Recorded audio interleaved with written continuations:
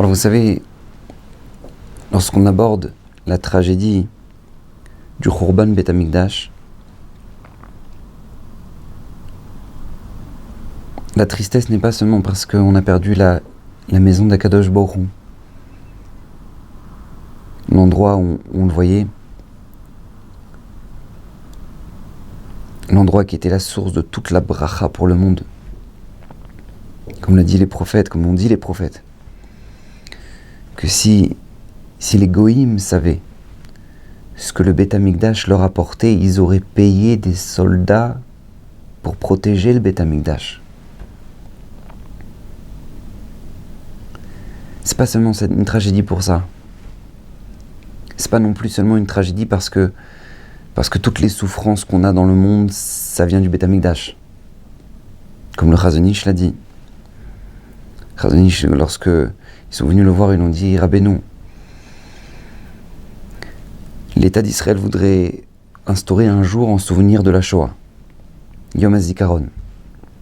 Vous pensez quelle date pourrait correspondre? Le Chazon Ish a dit Tisha B'Av. Depuis le jour où Akadosh Baruch Hu n'est plus présent parmi nous, c'est la source de toutes nos souffrances. Il n'y a pas une souffrance dans ce monde qui n'a pas comme source la destruction du Beit HaMikdash. Alors c'est pas seulement tragique pour ça non plus, mais c'est véritablement tragique parce qu'on a perdu tout le sens de la vie le jour de Tisha B'Av. Le jour de Tisha B'Av, l'être humain a perdu tout le sens de la vie. Il suffit de voir, il suffit d'interroger les gens, il suffit de voir, parler un petit peu avec les gens et se rendre compte de ça. On demande aux gens pourquoi on est là, pourquoi on vit. Alors il y en a qui savent même pas répondre. Et puis il y en a qui répondent pas pour faire la Torah et les mitzvot. C'est très light comme réponse, très light. Pour venir en Eretz Israël. Ça aussi, c'est très light comme réponse. Un juif doit être clair, doit savoir pourquoi on est là. Et la raison de notre venue dans ce monde, elle est très simple. C'est David HaMelech qui le dit. Kirvat Elokim Litov. On est venu dans ce monde que pour une seule chose. Kirvat Elokim. Être en proximité avec Hachem. On est venu dans ce monde pour s'approcher d'Hachem. Et comme je l'explique et comme je le réexplique, Adam Arishon était dans un monde où il n'y avait qu'Hachem qui était le Gan Eden. Là-bas dans ce monde, il va oublier Hachem. Parce qu'il va fauter. Il va écouter le serpent et il va fauter. Il va oublier Hachem dans un monde où il n'y a qu'Hachem. Donc toute la réparation va être de venir dans ce monde, un monde où tu as toutes les bonnes raisons de penser qu'il n'y a pas Hachem, et toute ta mission, c'est de t'approcher d'Hachem. Toute ta mission, c'est de chercher Akadosh Baruch Hu. Pour ça, Hachem nous a fait un monde magnifique. La nature est belle, le monde est beau, le ciel est beau, la mer est belle. Pourquoi? Pour que tu puisses t'émerveiller et te dire waouh, Akadosh Baruch Hu, qu'est-ce que c'est beau ce que tu as fait, et t'approcher de lui. Akadosh Baruch Hu nous a donné la Torah et les mitzvot, c'est vrai, c'est pas un but, c'est un moyen. Pourquoi? Pour t'approcher de lui. Parce que quand tu comprends que tu as du chesed à faire, et qu'Akadosh Baruch Hu te demande de faire de la bonté dans ce monde, alors quand tu feras de la bonté à ton enfant, quand tu feras de la bonté à ta femme, quand tu feras de la bonté à tes proches, quand tu feras de la bonté à ta communauté, alors là, à ce moment-là, tu comprendras combien Hachem est bon avec toi. Quand tu auras mis tes tefilines le matin, un sur la tête et un sur le bras, alors à ce moment-là, qu'est-ce qui se passe? Tu auras compris que Akadosh Baruch Hu attend de toi que tu rêves, tu penses à lui, depuis le matin jusqu'au soir. Et que quand maintenant tu vas entourer ton bras de la lanière, Akadosh Baruch Hu attend que dans chacune de tes actions de la journée, tu penses à lui. Un sur la tête et un sur le bras. Et quand maintenant tu vas te casser la tête à y comprendre la Gemara, c'est pourquoi? C'est pour chercher le Hémet. Qui c'est qui a raison? Où est le Hémet? Où est la vérité? Abaye dit vrai, Rava dit vrai. Pourquoi? Pour devenir quelqu'un qui est Hémet, pour devenir quelqu'un qui est vrai, qui cherche la vérité. Quand Kadosh Baruch Hu te dit viens en Eretz Israël, c'est pas un but, c'est un moyen. Pourquoi? Pour t'approcher de lui. Parce que tu verras une ashgacha pratique. Tu verras qu'Akadosh Baruch Hu agit avec toi, les malamiderecha teva, au-delà de toute la normale ici, sur cette terre akdosha. Mais le but est unique. Kirvat Elokim Litov. Tu dois chercher la proximité d'Akadosh Baruch Hu. Chercher la proximité d'Akadosh Baruch Hu. Ça c'est notre mission et ça c'est notre devoir et c'est la raison pour laquelle nous sommes venus ici. Et on peut monter très très loin, on peut aller très très loin dans la proximité d'Hachem. Le Rama Mipano, lorsqu'il faisait sa Hamida, lorsqu'il priait Akadosh Baruch Hu, il venait pas à la Beit Knesset pour pointer, pour dire Hachem j'étais là ce matin. Hachem j'étais là cet après-midi, hein, tu m'as vu. Hachem j'étais là ce soir. Le Rama Mipano il sentait que sa journée dépendait de la tfila qu'il avait eue.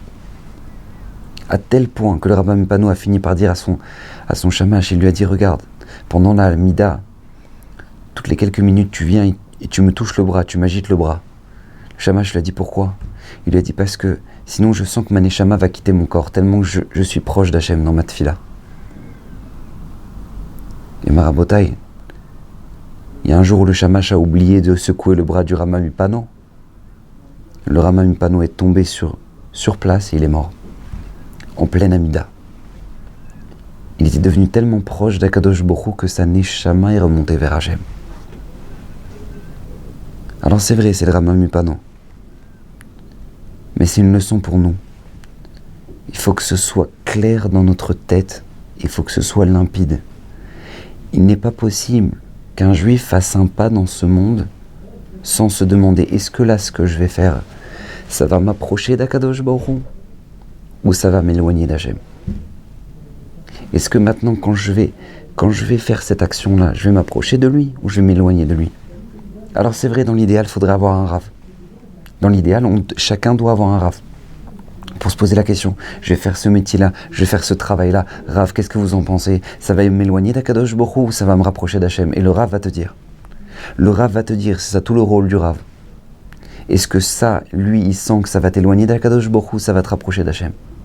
Est-ce que quand je dis ça à ma femme, ça va la rapprocher, ça va me rapprocher de ma femme et donc ça va me rapprocher de la Shrina, ça va me rapprocher d'Akadosh Baruch Hu ou non, ça va m'éloigner de la volonté d'Hachem? C'est pour ça qu'il y a des rabbanim. Les rabbanim sont là pour nous aider à nous rapprocher d'Akadosh Baruch Hu ou s'éloigner d'Hachem, nous avertir qu'on s'éloigne. Mais il y a des fois où les rabbanim ne sont pas là. Il y a des fois où on ne peut pas les appeler. Il y a des fois où c'est pas le moment. Il y a des fois où tu vas allumer ton téléphone, tu vas regarder une vidéo. Est-ce que tu dois te poser la question à ce moment-là? Est-ce que ça va me rapprocher d'Akadosh Baruch Hu ou ça va m'éloigner d'Hachem? Il n'est pas possible qu'un juif fasse un pas sur cette terre sans se poser cette question-là. On est là pour ça. On est là pour se poser cette question. Je vais à ce shiur ou je vais écouter ce Rav ou je vais écouter ce Rav? Qui je vais écouter? Qui je vais écouter? Alors comment on répond à ça? Tu dois savoir qui t'approche d'Hachem. Il y a des gens, ils écoutent des rabbanim, ça fait 14 ans, ils écoutent les mêmes. Et ils n'ont pas changé. Pose-toi des questions, t'as pas changé. T'es resté le même. Comment c'est possible? Ça fait 14 ans que tu écoutes de la Torah, tu n'as pas changé. Ça veut dire qu'il ne te correspond pas. Ce Rav ne te correspond pas, change de Rav. Change de Rav. Ne reste pas quand même avec la... Ah oui, mais ce qu'il dit, c'est beau, mais ça te fait rien. Ça te fait rien, réveille-toi, bouge-toi. Pose-toi la question, tu vas à ce shiur ou tu vas à ce shiur? Lui me rapproche d'Akadosh Baruch Hu ou lui me rapproche d'Hachem? Sans arrêt, un juif doit se poser la question. Si je dis ça à ma femme, ça va me rapprocher de ma femme ou ça va m'éloigner de ma femme? Ça va me rapprocher de la volonté d'Akadosh Baruch Hu, ça va m'éloigner de la volonté d'Hachem? Un juif doit vivre comme ça. Et nous dit le Rabbi Shimon Bar Yochai, un juif qui a réfléchi comme ça durant toute sa vie. Toute sa vie. Akadosh Baruch Hu, je veux être proche de toi. Hachem, Hachem, Hachem, je veux vivre avec toi. Akadosh Baruch Hu, je t'en supplie, ne m'abandonne pas. Akadosh Baruch Hu, je veux pas me tromper. Akadosh Baruch Hu, je veux en aucun cas faire une action qui m'éloigne de toi. Nous dit Rabbi Shimon Bar Yochai, ce juif-là va mourir bemitat neshika. Comme ça me dit Rabbi Shimon Bar Yochai, on parle de très grands tzadikim. Mais lui, le Malach HaMavet n'aura pas d'emprise sur lui. Pourquoi ? Parce que Akadosh Baruch Hu lui-même va venir le chercher. Tu m'as tellement cherché durant toute ta vie. Tu m'as tellement cherché. Tu as tellement voulu faire ma volonté. Tu m'as tellement sanctifié.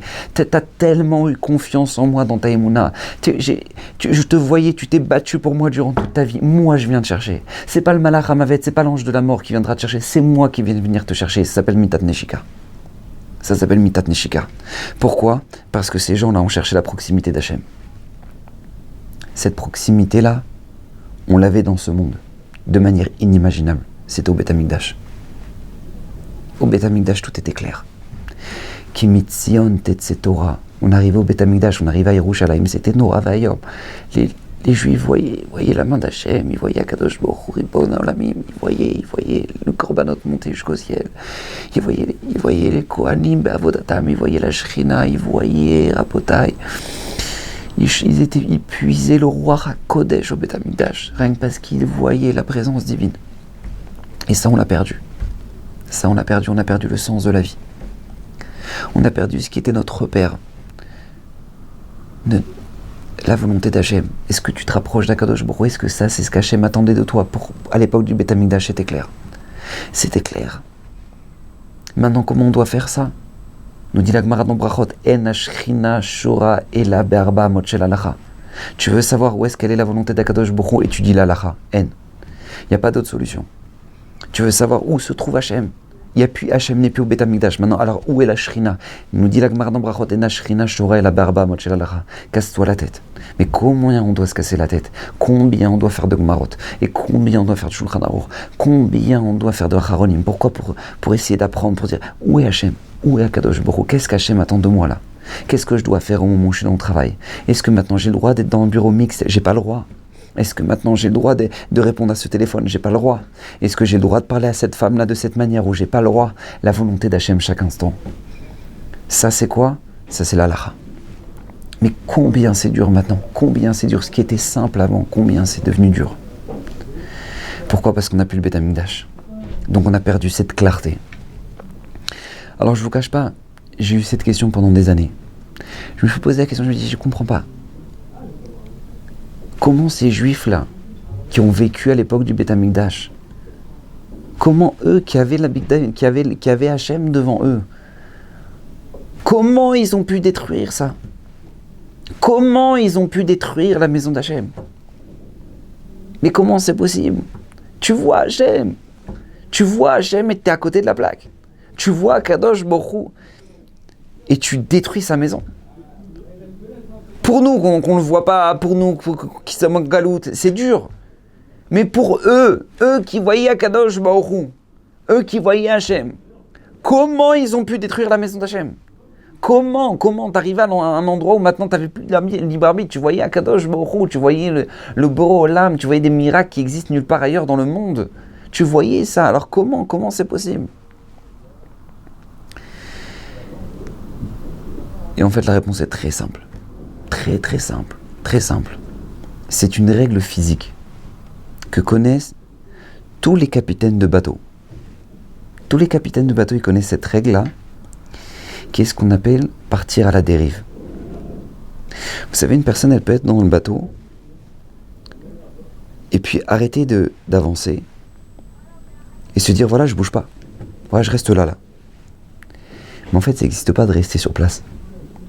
En mer, ça n'existe pas de rester sur place. Forcément, à partir du moment où tu décides de rester sur place, tu pars à la dérive. C'est pour ça qu'il y a besoin d'une ancre dans un bateau. Parce que sinon, que tu le veuilles ou non, tu pars. Tu pars. Pourquoi tu pars ? Parce que le courant t'emmène. Parce que le vent t'emmène. Peu importe les raisons, mais tu te déplaces. Ce qu'on appelle partir à la dérive. Eh bien, il faut savoir que ce phénomène est exactement le même dans la Torah et les mitzvot. Je peux vous assurer, il y a des gens qui étudient la Torah tous les matins, qui mettent les tefilines de Rashi, qui mettent les tefilines de Rabbeinu Tam, qui lisent Pitoum Aktoreh dans le parchemin tous les matins, avant la tefila, après la tefila. Et je peux vous assurer que ces gens-là sont à des milliards de kilomètres de la volonté d'Hachem. Ils sont à des milliards de kilomètres de ce qu'Akadosh Baruch Hu attend d'eux. Mais comment c'est possible? Comment c'est possible? La réponse, elle est très simple. La dérive. La dérive. Parce qu'à partir du moment où un juif s'arrête de se poser la question, qu'est-ce qu'Hachem attend de moi maintenant? Qu'est-ce qu'Hachem attend de moi? Est-ce que maintenant cette chose-là va me rapprocher de lui ou va m'éloigner de lui? À partir du moment où un juif arrête de se poser cette question-là, même s'il fait Torah, mitzvot, maasim tovim, tout ce que tu veux, cette personne-là part à la dérive. Cette personne-là, elle part à la dérive. Et combien on le voit? On le voit au quotidien, ça. Il y a des gens, depuis qu'ils sont petits, on leur a appris à lire la Haftara. Et ils lisent la Haftara tous les Shabbats. Ils lisent la Haftara. Et ils vont grandir, et ils vont prendre leur voiture Shabbat, et ils vont aller lire la Haftara à la Beth Knesset. Tu dis, mais comment c'est possible? Comment c'est possible? Tu prends ta voiture Shabbat, tu fais un Chilul Shabbat d'Oraïta pour aller lire la Haftara. Mais tu sens pas qu'il y a un problème? Tu sens pas que tu vas lire la Haftara, mais tu transgresses Shabbat pour aller lire la Haftara? Tu vois pas que... Mais comment ces gens-là ne ressentent pas de contradiction chez eux? La réponse, elle est très simple. Parce qu'ils font ça, parce qu'ils ont toujours eu ils ont toujours eu l'habitude de le faire. Depuis qu'ils sont petits, on leur a dit de le faire. Et quand ils ont grandi, ils l'ont fait. Et quand ils sont devenus grands-pères, ils continuent à le faire. Mais peu importe comment on va le faire. Si on prend la voiture, on prend pas la voiture, peu importe. Peu importe. Ils sont partis complètement à la dérive parce qu'ils ont oublié l'essentiel. Pourquoi tu fais ça? Pourquoi tu fais cette mitzvah? Chachamim nous ont instauré, nos sages nous ont instauré avant de faire une mitzvah, faire une bracha. Et qu'est-ce qu'on dit dans cette bracha? Asher kideshanu bemitzvotav etzivanu. Akadosh Baruch Hu, le but de cette mitzvah, c'est de nous sanctifier pour nous rapprocher de toi. C'est ça le but de la mitzvah. C'est ça, je donne l'exemple de celui qui prend la voiture pour le Haftara. Mais il y en a plein d'autres. Il y en a qui vont inviter des gens Shabbat. Ils font Shabbat bien comme il faut. Ils vont inviter des tonnes de gens chez eux Shabbat. Mais ils vont détruire leur famille pour l'invitation des gens. Parce que, attention, on invite des gens et ils vont mettre le Shalom Bayit. Ouais, alors comment ça se fait que tu m'aides pas? Tu vois pas, on va recevoir une tonne de personnes à la maison. Et t'es qu'un égoïste, tu penses qu'à toi. Et vous les enfants, etc., etc., etc. Et la personne, elle va détruire sa maison, elle va détruire sa famille pour faire une invitation au Shabbat. Mais comment le fait d'inviter une personne, ça peut détruire l'essentiel de ta vie? Qui est ta femme, tes enfants, ton mari, Comment c'est possible? La réponse, c'est que tu as oublié pourquoi tu le fais. Tu as oublié la raison pour laquelle tu le fais. Tu invites des gens sous ton toit pour les rapprocher d'Akadosh Baruch Hu. Et pour toi, t'approcher d'Akadosh Baruch Hu. Parce que quand tu vas te soucier de ramener les gens chez toi et qu'ils soient bien chez toi et que tu vas te soucier du moindre détail, alors tu vas comprendre combien Akadosh Baruch Hu dans ta propre vie se soucie du moindre détail. Et combien toi tu es invité dans ce monde et qu'Akadosh Baruch Hu lui-même se soucie du moindre détail pour toi. Mais quand tu oublies l'essentiel, quand tu oublies le sens de la mitzvah, tu peux aller très loin, tu peux aller dériver très loin. Que tu ne sens même pas que tu as un problème. Tu ne sens même pas. Tu vas inviter une tonne de monde, mais tu as détruit ta famille. Et à tous les niveaux de religiosité, il y a ce décalage. À tous les niveaux. Une fois, le Rav Wolbe, il est parti voir le Rav Cheskel Levenstein, le magigar de la Yeshiva de Ponyovitch, il est parti le voir. Il lui a posé la question, il a dit, Rabbeinu, qu'est-ce que je peux dire? Comme ça, il a dit le Rav Wolbe. Il lui a posé la question, il a dit, qu'est-ce que je peux dire pour renforcer des Bachorim avant Rosh Hashanah et Yom Kippour?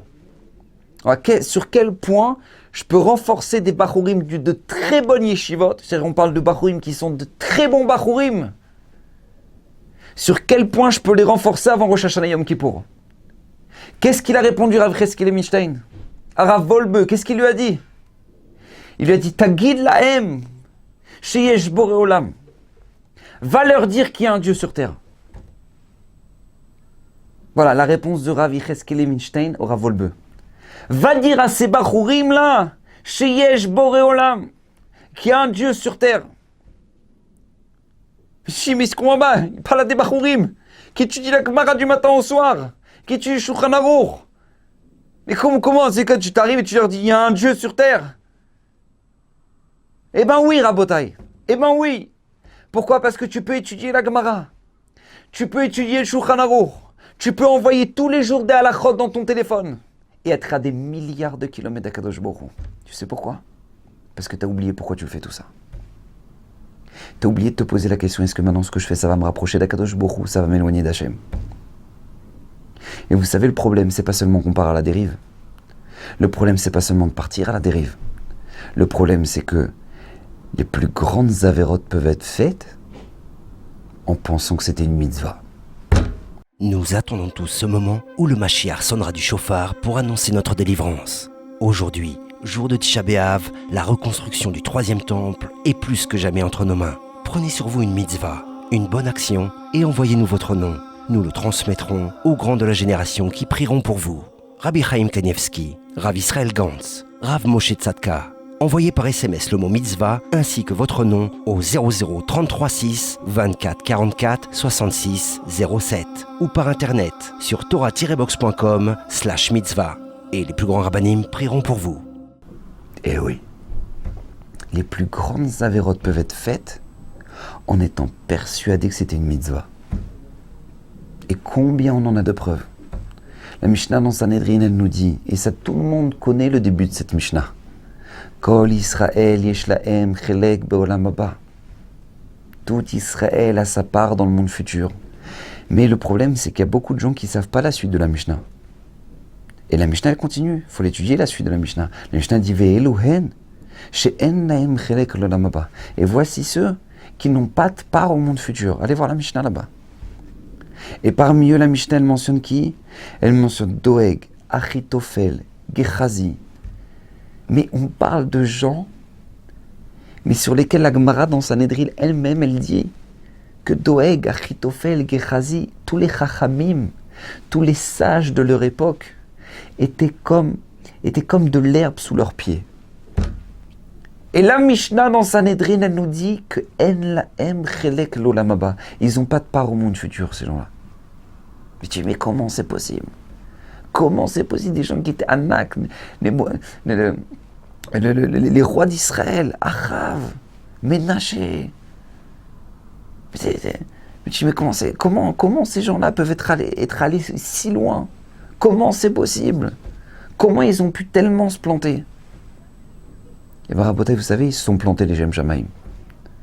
C'est tous ces gens-là, c'est des gens de cette envergure-là. Ils étaient persuadés que ce qu'ils faisaient, c'était les Shem Shamaim. C'était pour Akadosh Baruch Hu. Ils étaient persuadés. Korach, tu vas faire une marloquette contre Moshe Rabbeinu. Non mais dis-moi, tu te sens bien? Mais comment?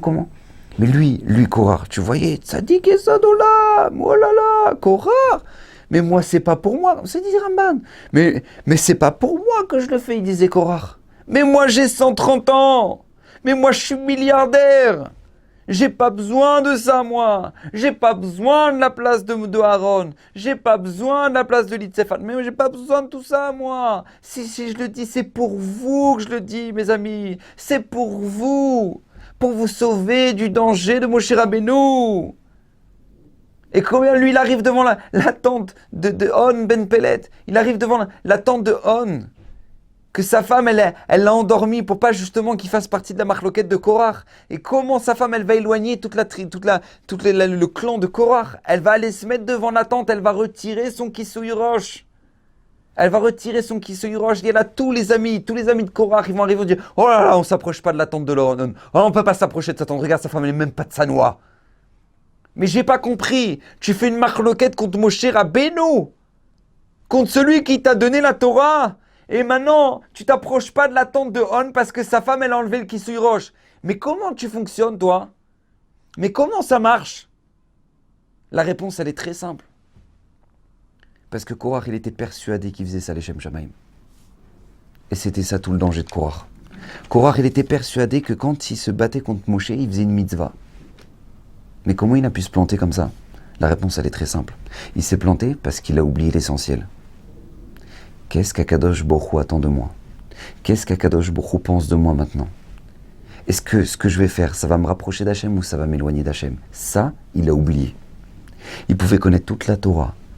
Il pouvait faire partie de ceux qui portaient le Aaron Abrit, l'arche avec les chérubins, sur lequel la Gemara nous dit que le Lévi qui portait le Aaron, l'arche, et qui n'avait pas les pensées qu'il fallait mourir sur place. Korach en faisait partie. Korach en faisait partie de ces gens-là qui avaient le niveau de pouvoir porter le Aaron. Et lui, il va être complètement à côté de la plaque. Il va finir dans un trou. Pourquoi ? Parce qu'il a oublié de se poser la question essentielle. Est-ce que ce que je fais me rapproche d'Akadosh Baruch Hu ou va m'éloigner d'Hachem ? Et ça, il a oublié de se la poser. Et comment il va finir Korach ?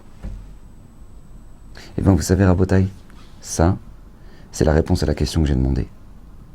Comment à l'époque du Beth Amikdash, comment est-ce possible qu'à l'époque du Beth Amikdash, ces Juifs qui voyaient la maison d'Akadosh Baruch Hu, qui voyaient Hachem, ces gens-là, ils ont pu détruire Hachem. Ils ont pu détruire sa maison. Mais comment ils ont pu faire une chose pareille ? La réponse, elle est très simple.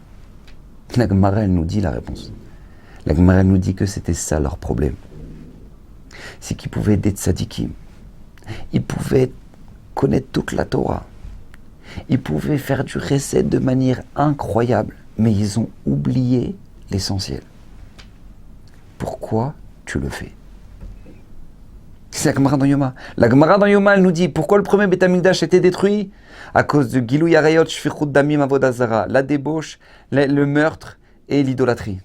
Mais nous dit la Gemara, Aval, Mikdash Sheni, Shayu Oskim Batorah. Mais le deuxième Beth Amikdash, qu'ils étudiaient la Torah. Ou bien mitzvot, ils faisaient les mitzvot, Vigmilut Chasadim. Et ils faisaient de la bonté, ils faisaient du chesed. Ils faisaient du chesed. Demande la Gemara, Mipnema Charav. Pourquoi le deuxième Beth Amikdash a été détruit ? Réponse de la Gemara, Mipne Shaitabo Sinat Chinam. Parce qu'il y avait de la haine gratuite. Mais je comprends pas. Mais comment tu peux faire du Gmilut Chasadim, tu peux faire du Chesed et avoir de la Sinat Chinam, de la haine gratuite ? La Gemara, elle nous dit avant, de la ligne d'avant. La Gemara, elle nous dit qu'ils étudiaient la Torah et qu'ils faisaient des mitzvot et qu'ils faisaient du Gmilut Chasadim, de la bonté avec les gens. Alors, elle demande la Gemara, mais comment il a été détruit ? Pourquoi ? Réponse, Sinat Chinam, la haine gratuite. La réponse, c'est que oui, ça ne dérange pas. Tu peux faire du chesed avec les gens que t'aimes. Tu peux donner de l'argent pour faire vivre des gens et tuer des autres gens par la parole. Ça ne dérange pas. Ça ne dérange pas. Pourquoi ça ne dérange pas ? Mais comment c'est possible que tu ne sens pas qu'il y a une contradiction dans ce que tu fais ? Tu ne sens pas qu'il y a un problème dans ce que tu fais ? Tu peux faire des shiurim et tu peux faire de la Torah. Mais d'un autre côté, tu peux descendre des gens sur des réseaux publics. Mais tu ne sens pas que tu as un problème ? Tu ne sens pas qu'il y a un souci là ? Réponse, ouais, il n'y a pas de problème. Tu sais pourquoi ? Parce que c'est les Shem Shamaïm. Parce que tu vois, je le fais pour la gloire d'Hachem. Eh bien, tu vois, tu as oublié de te poser une question. Est-ce que ce que tu vas faire, ça va te rapprocher d'Hachem ou ça va t'éloigner d'Hachem ?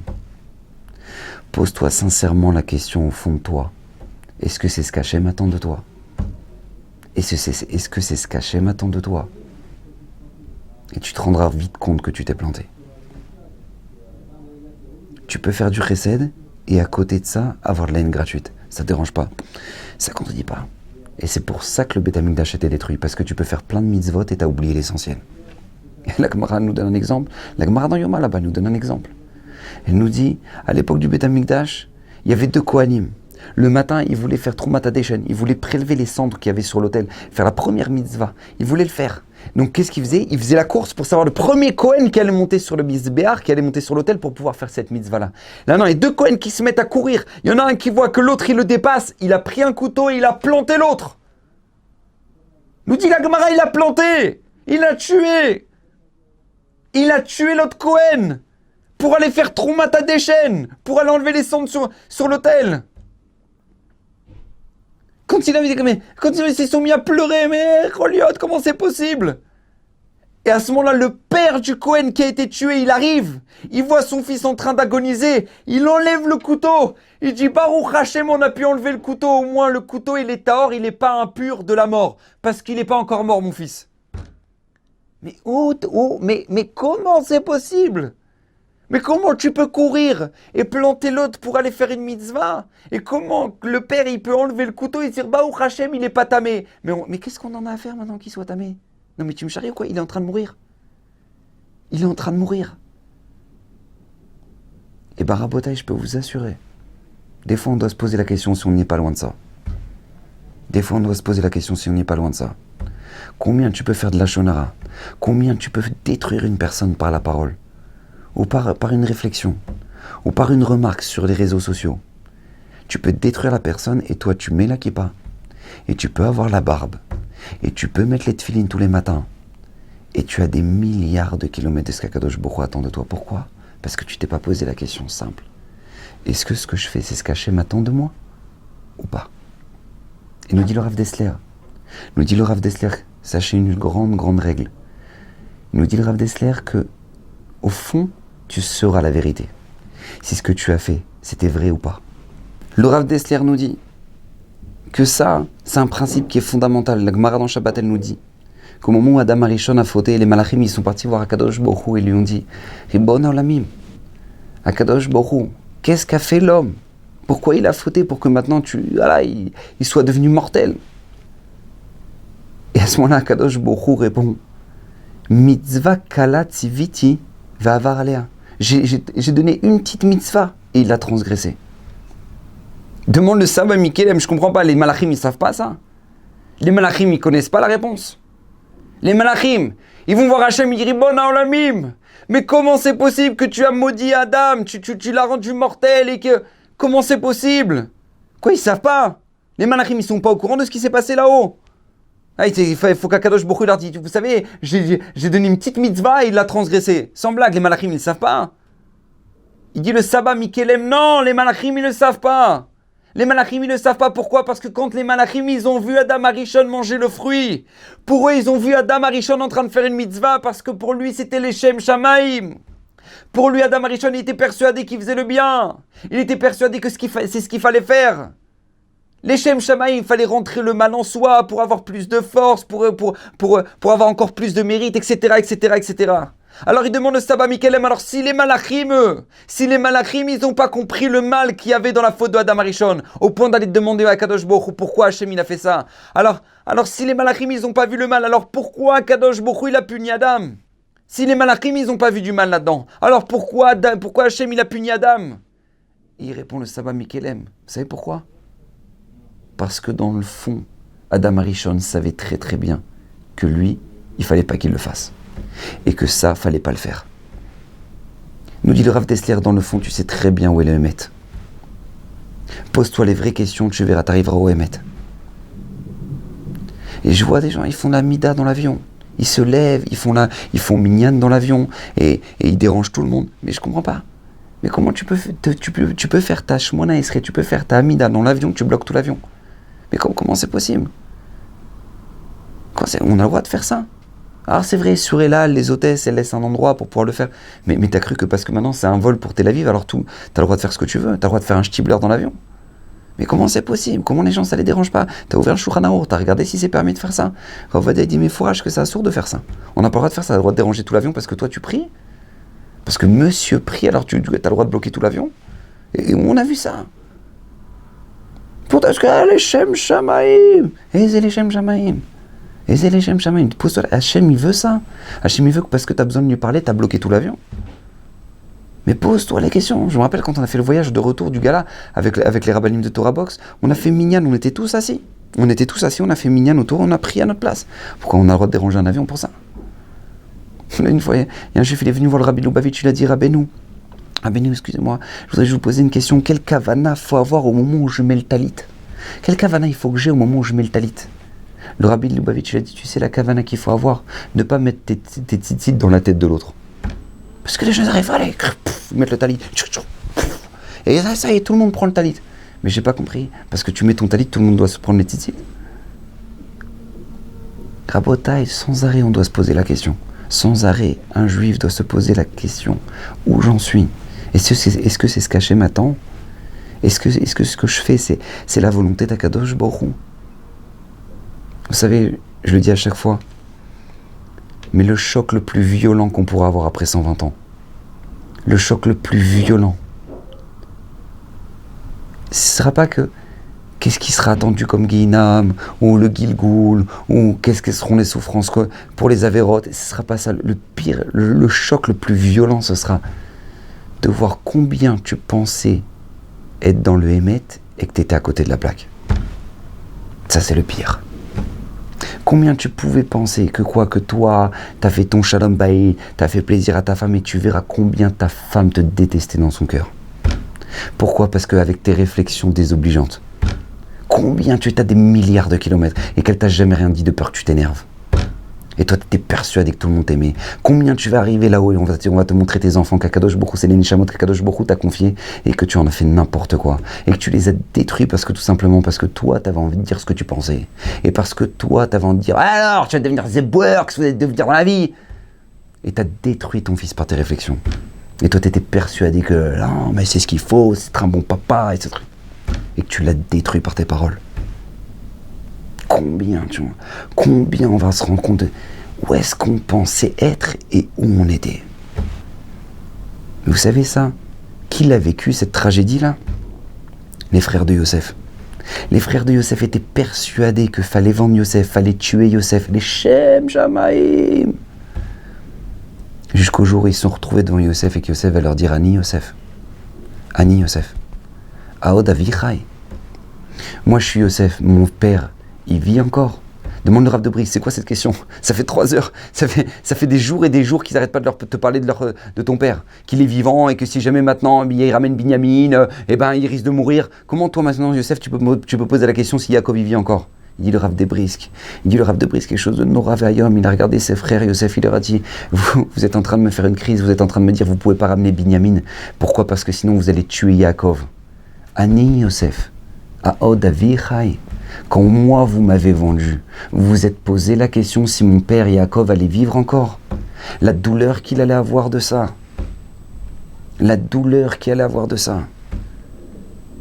On n'a pas idée des conséquences que ça a pu amener dans le monde. La faute des frères de Yosef. Les 10 martyrs, Rabbi Akiva, Rabbi Hanania ben Teradjon, Rabbi Shmuel Kohen Gadol, ils vont tous mourir les uns après les autres jusqu'à dans des souffrances atroces pour racheter la faute des frères de Yosef. Et c'est pour ça qu'on le lit à Tisha B'Av, ça. C'est pour ça que dans les keynotes de Tisha B'Av, on lit ça. On lit les 10 martyrs qui sont morts Bekidush Hashem, tués par les Romains. Pourquoi? Parce que regarde combien la mitzvah qu'ils pensaient faire les frères de Yosef les ont emmenés à des milliards de kilomètres. Ils étaient persuadés qu'ils faisaient le bien, alors qu'ils s'étaient éloignés d'Akadosh Baruch Hu de manière terrible. Il va falloir qu'il y ait 10 tzadikim qui meurent Bekidush Hashem pour acheter leur faute. C'est comme ça. Pose-toi la question où tu en es. Pose-toi la question avant de faire une mitzvah. Est-ce que maintenant je détruis pas les autres sur ça? Est-ce que maintenant, au moment où je suis en train de faire quelque chose, est-ce que je détruis pas les autres? Est-ce que je me permets pas de faire des mitzvot sur le compte des autres? Est-ce qu'Akadosh Baruch Hu me dit de le faire, ça? Est-ce que c'est vraiment ce qu'Hachem a fait? Vous savez, au moment où maintenant il y a eu l'introduction du Mishkan, le premier jour, inauguration du Mishkan. C'est-à-dire qu'il y a la présence divine qui descend dans le monde. C'est-à-dire qu'une Godusha qui n'a jamais existé depuis la faute d'Adam Rishon.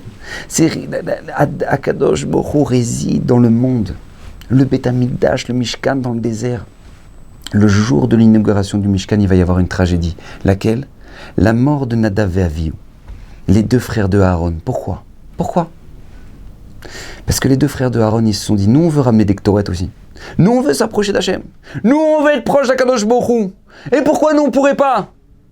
Et qu'est-ce qu'ils ont fait? Ils ont ramené les Ktoret et ils sont morts de ça.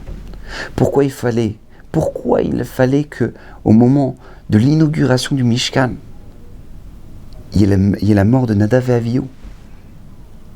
Pourquoi? Parce qu'Akadosh Baruch Hu voulait que ça nous serve de leçon. Regardez, vous voulez que je réside parmi vous, il n'y a pas de problème. Mais on ne s'approche pas de moi comme on veut. On ne s'approche pas de moi comme on pense s'approcher de moi. On s'approche de moi quand tu te soucies de comment on peut s'approcher de lui. Comment on peut s'approcher d'Akadosh Baruch Hu. Alacha, tu as le droit de faire ça. Tu as le droit d'amener des Ktoret alors que tu n'es pas Kohen Gadol. Tu as le droit de le faire. Tu n'as pas le droit de le faire, alors pourquoi tu le fais? Combien il peut y avoir des mitzvot qui sont faites, mais qui nous éloignent d'Akadosh Baruch Hu. Tu peux vivre avec Akadosh Baruch Hu, tu peux vivre avec Hachem, et toi t'éloigner de lui. Pourquoi? Parce que tu t'es pas soucié de ce qui te rapproche vraiment de lui. Tu t'es pas soucié de ça. Le Rav Shalom Shvadron, c'était un des talmides mouvak du Rav Leib Chatzman. C'était un talmide incroyable du Rav Leib Chatzman. Et le Rav Leib Chatzman, c'était le Mashgiach de la Yeshivat Hebron. Et lorsqu'il a quitté ce monde, il est niftar, ils ont remplacé le Rav Leib Strassman par le Rav Meir Hadash. Le Rav Meir Hadash, ça n'avait rien à voir avec le Rav Leib Strassman. Rav Leib Strassman, il était yachar, comme ça, dur, il montrait le Bachurim clairement le chemin, il y a ça, ça se passe ça. Et le Rav Meir Hadash, il était bon, il aimait, il donnait de l'amour, etc. Ça n'avait rien à voir avec le Rav Leib Strassman. Alors il y a des Bachurim qui sont partis voir Rav Shalom Shvadron, qui est un des grands élèves de Rav Leib Strassman, et ils lui ont posé la question, Rav, ça vous dérange pas de vous nous faites des cours? Parce que le Rav Meir Hadash, ça ne nous parle pas tellement. Alors est-ce que ça, Rav, ça vous dérange pas si vous nous faites des cours Motzei Shabbat à la fin du Seder de la Yeshiva? Alors on vient chez vous et vous nous faites un cours. Alors le Rav Shalom Shvadron, il se posait la question, est-ce que c'est bien que je fasse un cours pour ces Bachurim là qui recherchent un petit peu la Torah de Rav Leib Strassman, qui a pas chez Rav Meir Hadash? Est-ce que c'est bien que je le fasse chez moi à la maison, Motzei Shabbat? Est-ce que c'est bien? Il savait pas s'il fallait qu'il le fasse. Qu'est-ce qu'il a fait? Il a pris à ce moment-là, écoutez bien, il a pris le bus, il a été jusqu'à Rav Yecheskel Levenstein, là-bas à l'Yeshiva de Ponyovitch à Bnei Brak, et il lui a posé la question. Il lui a dit, qu'est-ce que vous en pensez, Rav? Est-ce que vous pensez que maintenant je peux faire un shiur pour ces Bachurim-là, parce que le Rav Meir Hadash, ça leur parle pas tellement? Est-ce que maintenant, voilà, il voudrait un petit peu la Torah de Rav Leib Strassman? Qu'est-ce que vous en pensez, Kvod Harav? Il a dit, c'est quoi ton doute? Pourquoi tu doutes? Comme s'il a demandé à Rav Shalom Shvadron. Il a dit, parce que j'ai peur qu'en fait, ça s'entende dans les oreilles de Rav Meir Hadash. Et que Rav Meir Hadash entende qu'il y a des Bachurim qui préfèrent aller écouter des shiurim chez Rav Shalom Shvadron plutôt que ses sichot à lui, plutôt que ses shiurim à lui. Et j'ai peur que ça lui fasse quelque chose. Alors le Rav Yecheskel Levenstein lui dit, regarde, on a reçu de nos maîtres une grande règle. Une grande règle. C'est que le Mashiach, même si maintenant, il est en chemin pour aller jusqu'à Yerushalayim, pour se dévoiler, et bien pour ça, il faut qu'il marche sur le pied d'un seul juif, il ne viendra pas. Mais il ne marchera pas sur un pied d'un juif. On a reçu de nos ancêtres, lui dit Rav Yecheskel Levenstein, que même si le Mashiach, il doit venir au Beth Amikdash pour venir à Yerushalayim pour annoncer l'arrivée du Mashiach, mais qu'il faut marcher sur le pied d'un seul juif pour ça, le Mashiach, il ne viendra pas.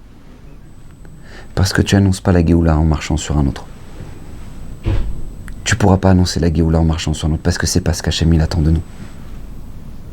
Et combien on doit réfléchir à ça? Combien des fois on peut penser être proche d'Akadosh Baruch Hu? Combien des fois on peut penser faire les choses, les Shem, Shamaim, et être à des milliards de kilomètres de la volonté d'Hachem? Pourquoi? Parce qu'encore une fois, on ne s'est pas posé la bonne question. Kirvat Elokim Litov. Est-ce que maintenant, lorsque je dis cette réflexion-là, est-ce que lorsque maintenant je fais cette action-là, je me rapproche d'Akadosh Baruch Hu, ou je m'éloigne d'Akadosh Baruch Hu? Est-ce que c'est sincèrement c'est ce qu'Akadosh Baruch Hu attend de moi?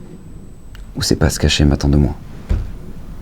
Et si on se posera la bonne question, Bezrat Hashem, durant toute notre vie, et bien Bezrat Hashem, notre Tchouva, permettra que Bezrat Hashem, Merabi Aminu, le Mashiach puisse venir, et que toutes les tsarot du Ham Israël puissent s'arrêter, Merabi Aminu. Amen. Torah Box, c'est une véritable yeshiva en ligne qui va vous permettre d'étudier les textes de référence dans les mots Talmud, Livre des prophètes, Chassidut, Moussar, Pensée juive, Halakha. Des dizaines d'œuvres disponibles avec pour chacune d'elles un enseignement adapté. En un seul clic, où que vous soyez, à n'importe quelle heure du jour ou de la nuit. Étudiez enfin tous les sujets que vous avez toujours rêvé d'approfondir. Alors, travailler le GAN, c'est la source des livrets Torah, c'est travailler les paroles de l'étude de la Torah. Et c'est quoi garder le GAN? C'est l'ishma, mitzvota, de garder les mitzvot. Aujourd'hui, la Torah n'a jamais été aussi proche de nous.